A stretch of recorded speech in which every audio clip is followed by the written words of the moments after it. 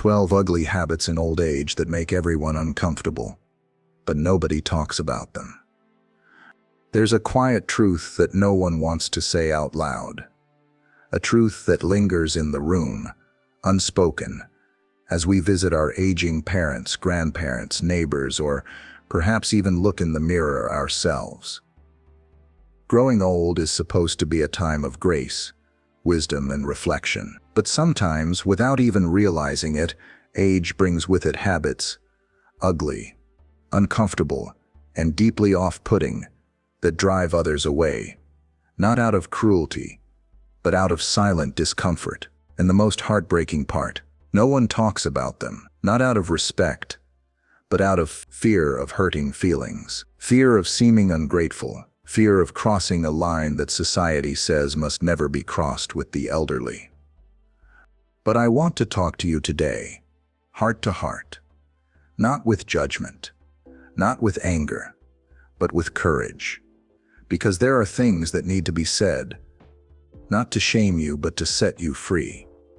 You deserve to live your later years not just with dignity, but with connection, with warmth, with the kind of love that is honest, even when it's hard, because maybe you've noticed it too, that the calls don't come as often, the visits feel shorter, the smiles feel strained, and maybe you've wondered why, without ever daring to ask.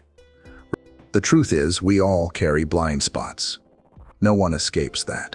But the difference between those who grow old and those who grow wise is this: the wise remain teachable. They're brave enough to ask the question, is there something in me I've been ignoring? Something pushing people away, even when I want them close? So let's talk about it. Let's break the silence. Not to condemn, but to grow. Because you are still here, still breathing, still becoming. And that means it's not too late. Number 1. Neglecting personal hygiene. It's one of the most uncomfortable topics to bring up, and one of the most common reasons why people begin to withdraw quietly from the elderly. No one wants to offend. No one wants to hurt feelings. So instead, people learn to mask their discomfort with polite smiles, shorter visits, or even emotional distance. But the truth is, neglecting hygiene doesn't just affect the person, it creates a barrier between hearts. With age, mobility becomes harder. Senses grow duller. Tasks that were once second nature, brushing teeth, changing clothes daily, trimming nails, taking regular showers can feel exhausting or unnecessary. And sometimes a deeper emotional shift takes place. A sense of, why does it matter anymore? But it does matter, because caring for your body is not just about vanity. It's about dignity. It's about showing love to yourself and to the people who still want to be close. Smell is powerful. Touch is intimate. Closeness is built on comfort. When personal hygiene begins to slip, even if it's unintentional, those small things start to whisper a message that others hear loud and clear: I've stopped caring. And in turn, others may begin to pull away, not because they love you less, but because they don't know how to bridge the growing gap. But here's the beautiful truth: it's never too late to reclaim that space. A fresh shirt, clean hands, a gentle scent. These are not small things. They are powerful signals to the world around you that you are still alive, still taking part in the beauty of life, still honoring the body God gave you. It's not about being flawless. It's about showing up with care, even in the smallest way. And sometimes that's all it takes to draw someone close again. Number 2, constant complaining. There's a deep loneliness that often hides behind constant complaints. The sighs, the grumbles, the never-ending list of things gone wrong. These aren't just words, they are echoes of a deeper ache. The need to be heard, to be acknowledged, to matter. But what happens when those expressions of pain and frustration become so frequent that they drain the room of peace? Complaining, especially when chronic, is emotionally exhausting for those around you. It's not that your pain isn't real. It's not that your struggles don't deserve compassion. But when every conversation revolves around what hurts, what's broken, what's missing, people begin to feel helpless, or worse, powerless. And in time, they protect themselves by stepping back. The tragedy is that many who complain often don't realize the effect it's having. They believe they're simply sharing, venting, being honest. And maybe they are. But without a balance of gratitude, hope, or even curiosity about others, conversations become one-way streets paved with weariness. Loved ones stop picking up the phone. Friends don't stay as long. The warmth in their voices cools, not because they don't care, but because they feel like nothing they say will ever be enough to lift the heaviness. But imagine this. What if your story didn't just have to be about pain? What if you let others see your strength, not just in surviving, but in choosing joy despite it? Gratitude is magnetic. Optimism, even in small doses, invites others in. When you begin to speak more about what's still good, still beautiful, still worth waking up for, people will want to be near you again. Your voice has the power to either darken or brighten a room, and you get to choose. Number 3. Dominating conversations with the past. There's something precious about memories. They carry the weight of who we've been, what we've survived, and the stories that made us who we are. But when conversations always circle back to the same tales of the past, over and over again, they stop being bridges to connection and start becoming walls that trap the present. Many older adults don't even realize they're doing it. They speak of the good old days with a spark in their eyes, hoping to feel that same relevance, that same meaning once again. But what starts as nostalgia can quickly become a monologue, where others feel like they're just there to listen, not to engage. You may think you're offering wisdom. You may believe you're passing on something valuable. And sometimes you are. But when every meal, every phone call, every moment together becomes a time capsule, younger people begin to feel unseen. They crave a two-way connection. They want to be heard too. They want to talk about their world, their challenges, their hopes. And when there's no room for that, they slowly drift away, not because they don't care about your past, but because they long for your presence now. It's not wrong to remember. It's wrong to live only in memory. The people who love you want to build new memories with you. They want to laugh with you in the present moment, not just hear how you laughed 40 years ago. Ask them questions. Let them speak. Be curious about who they're becoming. That's how bridges are built. Between generations. Between souls, between hearts. Your past matters, but so does your ability to be here now. Number 4. Refusing to listen or consider new ideas. Stubbornness in old age often wears the mask of experience. After all, you've lived through decades of change, of hardship, of victories and losses. You've earned your opinions. You've seen enough to know what works and what doesn't. But sometimes, that very strength becomes a wall, a refusal to listen. A quiet dismissal of anything that doesn't match what you already believe. And here's the hard truth. When you stop listening, people stop talking. They stop opening up. They stop sharing their dreams, their questions, even their pain, because they feel judged, shut down, invalidated. You might not even mean to do it. A roll of the eyes, a quick interruption, a sarcastic comment, a sigh of impatience. These things speak louder than words. They tell the other person, what you're saying doesn't matter. Or worse, you're wrong for thinking that. And over time, that kind of environment suffocates relationships. The world is changing faster than ever. And while it may not always make sense, it's still the world your children and grandchildren must live in. When you shut down their ideas, you shut down connection.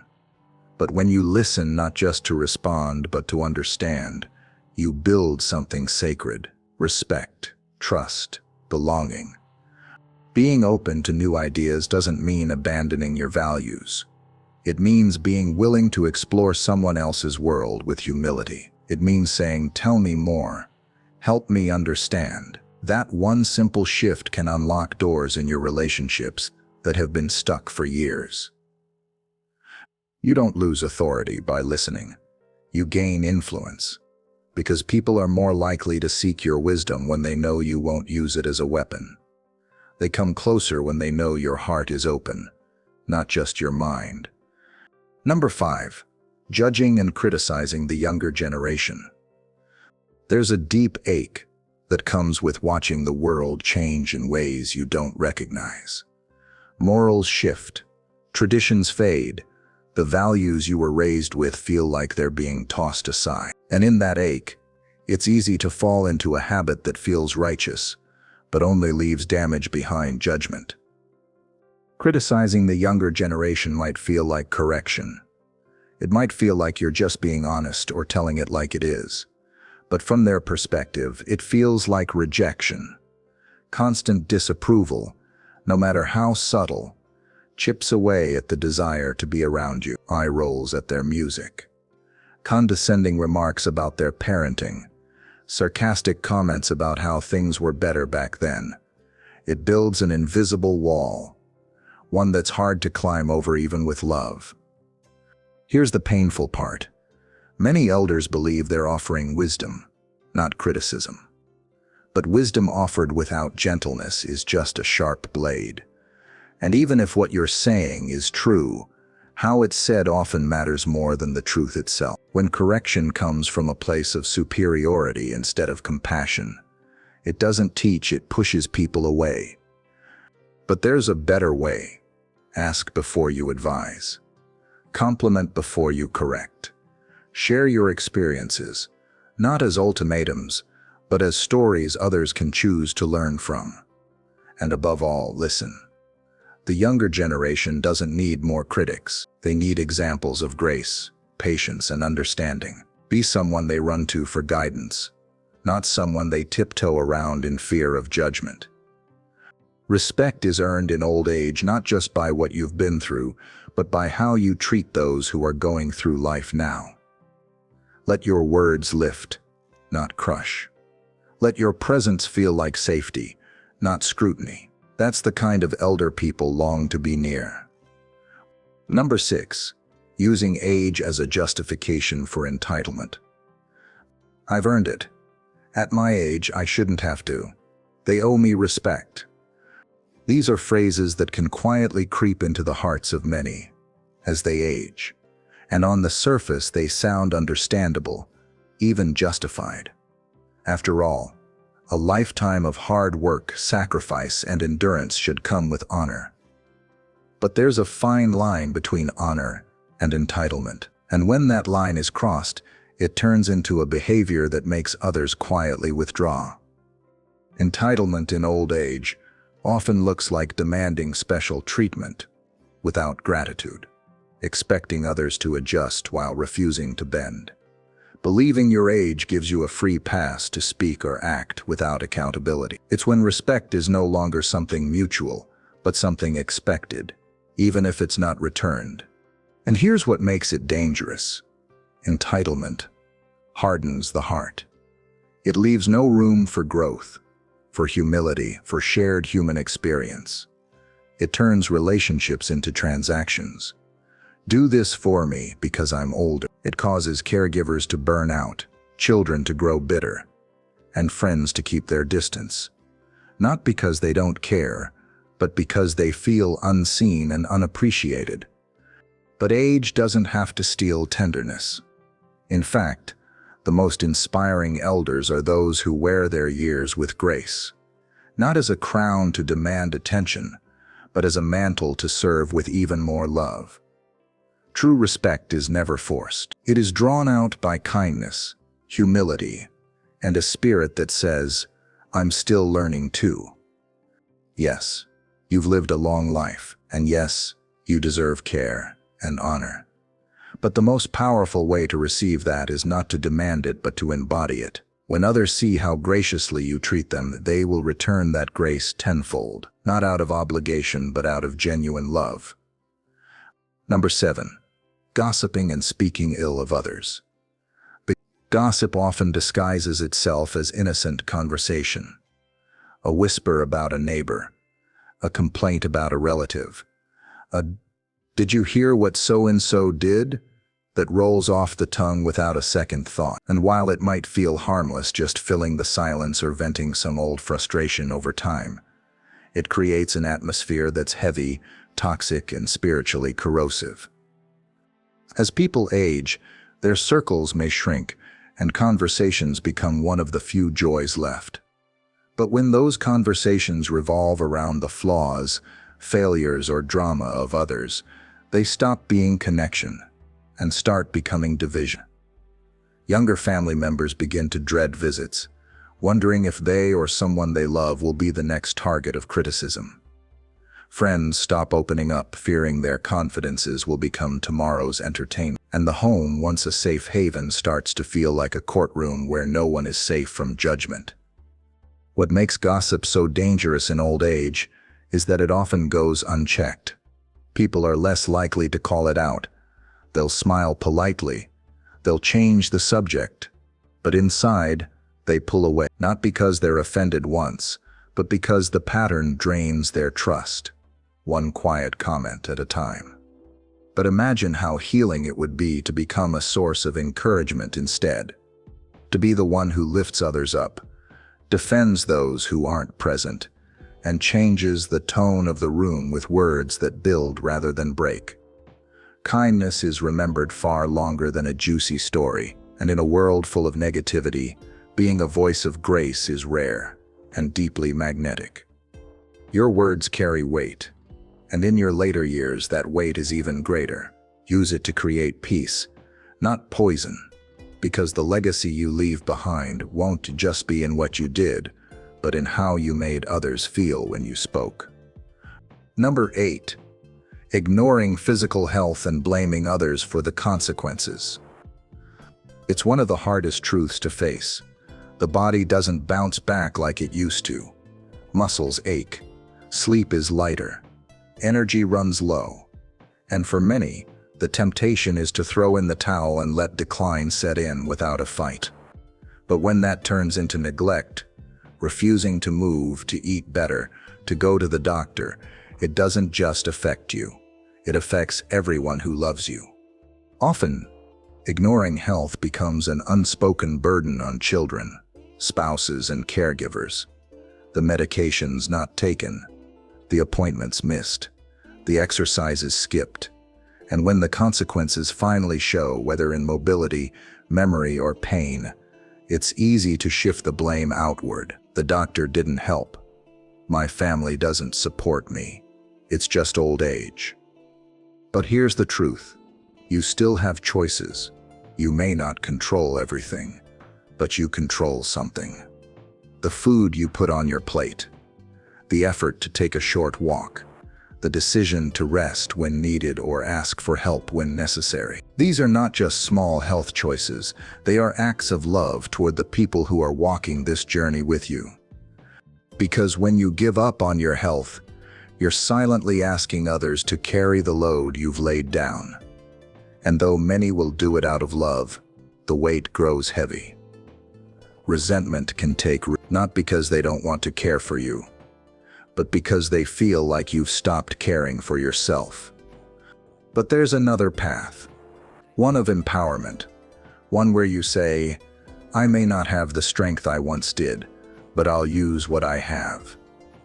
Where you reclaim responsibility not out of pride but out of love. Where your family sees your effort, your courage, your fight, and feels honored to walk beside you. Your health is not just your own. It's a shared journey. And choosing to care for your body, even in small, imperfect ways, is a beautiful gift to everyone around you. Number 9. Holding on to old grudges. Time doesn't always heal all wounds. In fact, sometimes it hardens them. What begins as a disagreement or hurtful moment can quietly evolve into a lifelong grudge, hidden under polite smiles, but pulsing beneath every interaction. And in old age, when the heart is already carrying so much history, these unresolved grievances can become heavy chains that keep peace and people away. Maybe someone betrayed you. Maybe your children didn't turn out the way you hoped. Maybe a sibling said something 30 years ago that still stings. Whatever the cause, the pain is real. But the question isn't whether it hurt. The question is, are you still letting that pain define your present? Grudges in old age create distance. They shape the stories we tell ourselves about others. They whisper, "Don't trust them," or "They'll never change." And as those beliefs sink deeper, love has less room to breathe. Family gatherings become tense. Conversations stay shallow, and relationships that could be healed remain broken. Not because the hurt was too big, but because the heart refused to release it. But forgiveness isn't about saying it didn't matter. It's about choosing freedom over bitterness. It's about opening the door to reconciliation, not with expectation, but with grace. And most of all, it's about making peace with yourself. Because holding on to a grudge doesn't punish the other person. It punishes you. It poisons joy. It dims the light in your eyes. It isolates the heart. Imagine reaching the end of your life with open hands, not clenched fists. Imagine your final years filled with laughter, not tension, with restoration, not regret. That's what forgiveness offers. And it starts with a single decision, to let go, not for them, but for you. Because peace is worth far more than pride. Number 10. Playing the victim to manipulate attention. Everyone wants to feel seen. Everyone wants to feel loved. And as people age, it's natural to fear being forgotten, left behind in a world that moves too fast and remembers too little. But for some, that fear slowly turns into a subtle habit. Playing the victim to gain attention. A silent strategy of using sorrow, guilt, or helplessness to pull others close. It often begins quietly. Nobody ever visits me. I guess I don't matter anymore. I'll just stay here alone. I'm used to it. These words might seem innocent, even honest. But when used repeatedly, they become emotional hooks, drawing others in not through love but through guilt. And while people may respond at first, over time they begin to feel manipulated, not because they don't care, but because they sense they're being emotionally cornered. The danger is that victimhood can become a role, an identity, one where responsibility fades and everything becomes someone else's fault, where attention is gained not through connection, but through crisis. And over time, this behavior backfires. People start to avoid calls. Visits feel like obligations, not joys. And the very closeness that's being longed for slips further away. But there is another way, a healthier, more powerful way to be seen. Vulnerability, yes, but without manipulation. Honesty, yes, but without self-pity. When you share your needs openly, without guilt or drama, people are drawn to help. When you express loneliness without accusing, others feel safe to come close. Real connection isn't forced, it's invited. You don't need to play small or broken to be loved. You are worthy of attention simply because you are still here, still valuable, still human. Let your presence be a source of light, not a cry for rescue. And you'll find that others come not because they feel they have to, but because they truly want to. Number 11. Becoming emotionally withdrawn and indifferent. Silence isn't always peaceful. Sometimes, it screams the loudest in a room full of people who feel shut out. As we grow older, it's easy to slip into a kind of emotional numbness. The heart grows tired.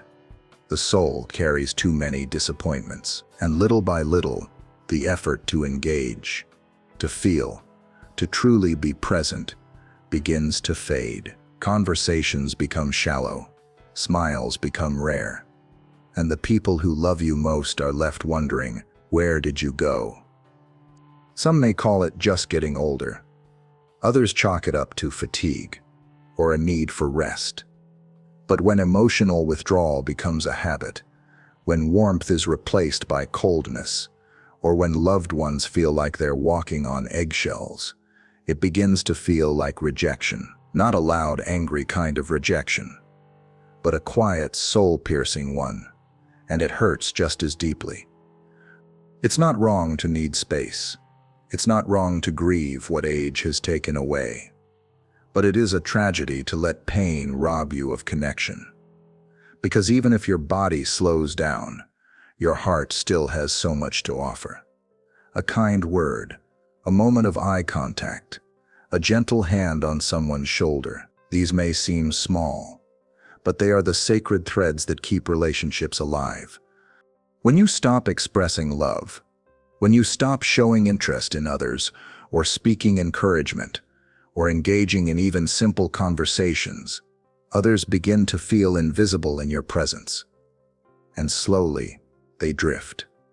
Not because they want to, but because the door of your heart feels closed. But it doesn't have to stay that way. You can begin again. You can speak again. You can choose, even in weariness, to lean toward love instead of apathy. Because there are people who still need to hear you say, "I'm glad you're here." And they won't need grand gestures, just signs that your heart is still awake, still alive, still reaching. Number 12. Refusing to acknowledge mortality. There's something deeply human about the fear of death. No matter how many birthdays pass, or how many wrinkles settle in, something inside us still whispers, "Not yet, not me." But when that fear turns into denial, when aging is ignored, when preparations are avoided, and when conversations about death are shut down, it creates a silent tension that affects everyone around you. You may believe avoiding the topic is a form of strength.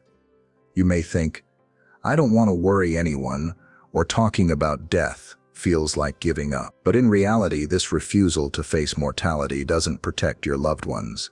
It leaves them unprepared, emotionally confused, and often deeply alone in their grief. It's not about planning funerals. It's about leaving a legacy of peace, not panic. When you avoid acknowledging the inevitable, you miss the chance to say what needs to be said, to reconcile broken relationships, to bless your children with your words, to speak your love while it still has time to be heard. Mortality is not a curse, it's a sacred invitation, a call to reflect, to release, and to live with intention. The truth is, we all die. But not all of us truly live before we go. And old age, while filled with its aches and limitations, is also filled with opportunities to pass on wisdom, to show what it means to die with grace, to look eternity in the face without fear. Your courage to face the end inspires others to face their lives more fully. And when you speak about death with hope, with honesty, with peace, you remove the shame and silence from a subject we all carry deep in our hearts. You give permission to your family to grieve honestly, to love deeply, and to live freely. So speak the words. Make the peace. Embrace your mortality not as defeat, but as the final sacred chapter of your story. One that can still end with love, with light, and with grace. Conclusion: it's not too late to choose a better legacy. Growing older doesn't mean becoming invisible.